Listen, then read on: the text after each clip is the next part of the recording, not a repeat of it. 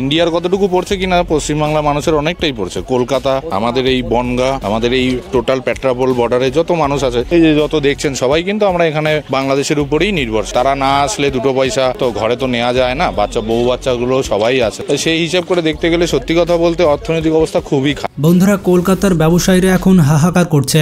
তারা বলছে এই 3 দালালের জন্য আমাদের ব্যবসা ধ্বংসের পথে। আমরা অনেক সময় ধরে এখানে বসে আছি, একটা প্যাসেঞ্জার নেই, ইনকাম পত্র খুব খারাপ। এভাবে চললে কিভাবে চলবে? আমাদের তো খুবই অবস্থা খারাপ। বাড়ি বউ বাচ্চা আছে, তাদের নিয়ে সংসার চালানো, পড়াশোনা, বাচ্চাদের খুবই অবস্থা। সেই 3 জন দালাল হচ্ছে নরেন্দ্র মোদী, শুভেন্দু অধিকারী এবং ময়ূখ রঞ্জন।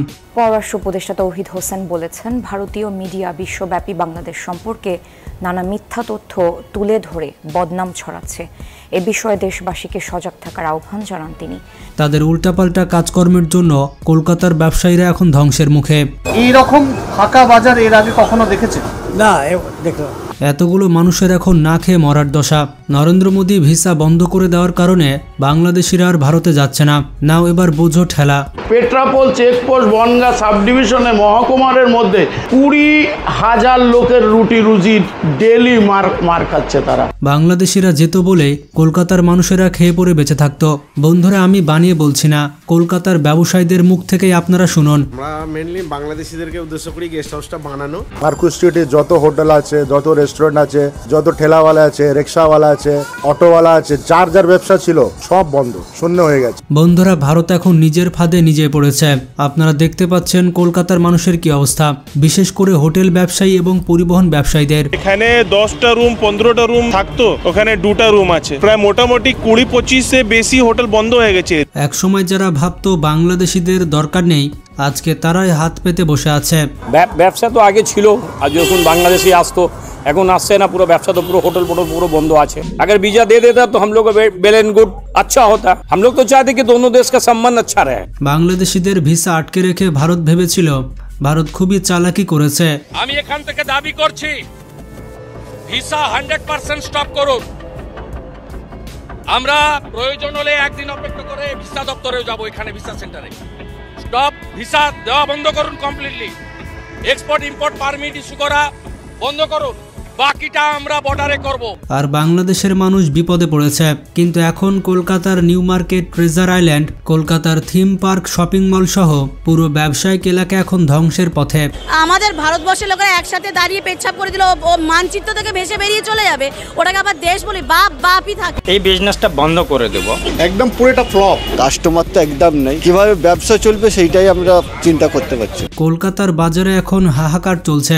দোকানদাররা বেকার হয়ে বসে আছে, খদ্দের নেই, বিক্রি নেই, ব্যবসা নেই। আগে যদি 10% হতো, এখন তার 2% হয়। আলিপুর চিড়িয়াখানাতেও নেই একজনও বাংলাদেশি পর্যটক। কেউ কেউ তো দোকান বন্ধ করে দিচ্ছে, আবার কেউ ব্যবসা বিক্রি করে দিচ্ছে। টুরিস্ট প্লেস আছে, এখানে যদি টুরিস্টরা না আসে তো একটু চাপ পড়বে। কলকাতার এই ভিক্টোরিয়া পার্কে একজনও বাংলাদেশি পর্যটক নেই। একসময় যেখানে বাংলাদেশি ক্রেতাদের উপচে পড়া ভিড় থাকতো, আজ কলকাতার অলিগলি হাহাকার করছে। কিসে মোদিবাবুর উপরে ভরসা, মোদিবাবু যা বলবে সেটাই হবে। সবথেকে ভালো দিদি ছিল ওখানে প্রধানমন্ত্রী। ভারতীয় গণমাধ্যম পর্যন্ত স্বীকার করে নিয়েছে যে কলকাতার ব্যবসার 50 থেকে 60% নির্ভর করত বাংলাদেশের মানুষের উপরে। আর এখন সেই বাংলাদেশিরা কলকাতায় নেই। জানুয়ারিতে যদি এখন ভিসাটা শেষ হয়ে যায়, তাহলে যদি নতুন ভিসা না দেয় তাহলে তো প্রবলেম। একটা পচা আলুর জন্য সব আলুকে দোষ দিয়ে লাভ নেই। সব বাংলাদেশ মানে ভারত বিরোধী, সেটা কিন্তু নয়। ফলাফল, বেচাকেনা বন্ধ, মার্কেট বন্ধ। কলকাতার ব্যবসায়ীদের একেবারে মাথায় হাত পড়ে গিয়েছে। আগস্টের পর থেকে তো অবস্থা খারাপ, কবে ভিসা দেবে তার আশায় বসে আছি। কিছু কিছু ব্যবসায়ী হতাশ হয়ে বলছেন, সারাদিন দোকান খুলে বসে থাকি, কিন্তু কোনো খরিদ্দার নেই, বেচাকেনা নেই, চলবে না কলকাতার ব্যবসা। আমি যদি না খেয়ে থাকি আর আপনি যদি খেয়ে থাকেন, আপনি যদি মনে করেন যে ও না খেয়েছে আমার কোনো যায় আসে না, এটা তো মানে মূর্খের সঙ্গে স্বর্গে বাস করা। এতদিন আমরা বুঝতে পারিনি যে বাংলাদেশিরা ছাড়া আমাদের ব্যবসা একেবারে অচল। এবার আমরা হারে হারে টের পাচ্ছি। প্রতি বছর রমজান মাস আসলে কলকাতায় ঢল নামাতো বাংলাদেশি ক্রেতারা। তারা ঈদের শপিং করতে ব্যস্ত থাকতো। কলকাতায় গিয়ে কোটি কোটি টাকা ঢালতো বাংলাদেশিরা। প্রভাব পড়েছে কলকাতার ঈদের বাজারে। অন্যান্য বছরের তুলনায় এবার কেনা বেচা অনেক কম। বাংলাদেশি পর্যটক না আসায় বিপাকে হোটেল রেস্তোরাঁগুলোও। কিন্তু এবার বাংলাদেশের রাজনৈতিক অস্থিরতা এবং ভারতের ভিসা জটিলতার কারণে বাংলাদেশি ক্রেতারা এখন কলকাতায় নেই। তাই এখন থাকবে না কলকাতা, থাকবে না কলকাতার মানুষ। কলকাতার পুরো নিউ মার্কেট এখন ফাঁকা। তারা রীতিমতো মুখ শুকিয়ে বসে আছে। বাংলাদেশে একটু কমই আছে, যেন সবাই জানে পরিস্থিতি কি আছে। ডিসঅ্যাডভান্টেজ যে বাংলাদেশি নেই বলে একটুখানি আমাদের একটু সেলটা একটু ডাউন হয়। ব্যবসার অবস্থা এতটাই খারাপ যে অনেক দোকানদার কর্মচারীদের ছাঁটাই করতে বাধ্য হচ্ছে।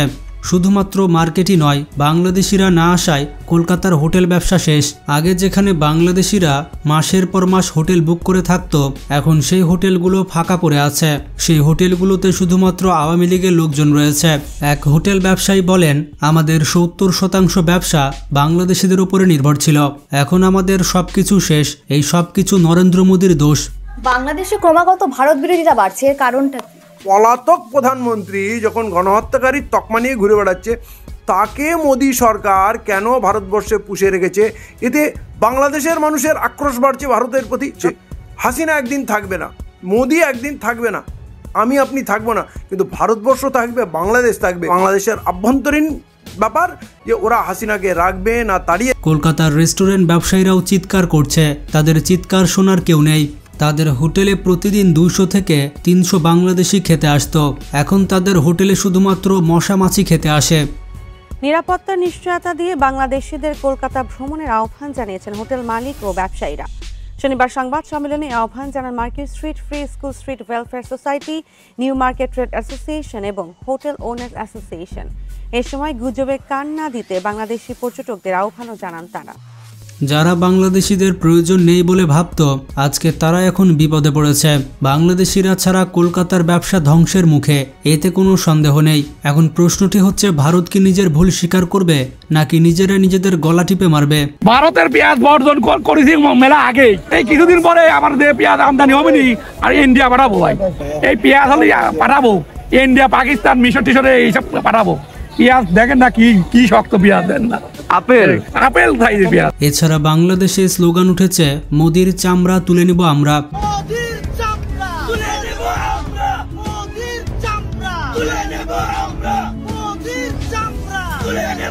এমনকি বাংলাদেশ ভারতের কাছ থেকে পেঁয়াজ আলু না কেনার কারণে ভারতের কৃষকেরা না খেয়ে মরছে। আপনারা দেখতে পাচ্ছেন রাস্তায় তারা আলু পেঁয়াজ ফেলে প্রতিবাদ জানাচ্ছে।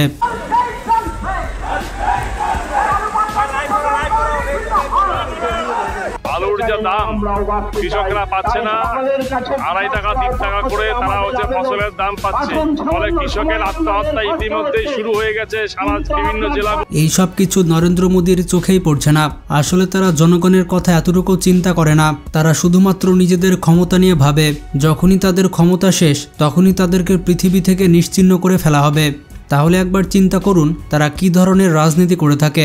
ভারত যদি বাংলাদেশের থেকে মুখ ফিরে নেয়, তাহলে বাংলাদেশের কিছুই যায় আসে না, কারণ বাংলাদেশের পাশে রয়েছে পাকিস্তান, রাশিয়া, তুরস্ক এবং চায়না। যদি আমাদেরকে সাহায্য করে, তাহলে ভারতকে আমরা পাত্তাই দিব না, আর ভারতকে কাঁপাতে চীন একাই যথেষ্ট। তো ভিডিওটি সম্পর্কে কোনো মতামত থাকলে তা কমেন্ট করে জানান। ভিডিওটি ভালো লাগলে বেশি বেশি শেয়ার করতে পারেন। ভালো থাকবেন, আল্লাহ হাফেজ।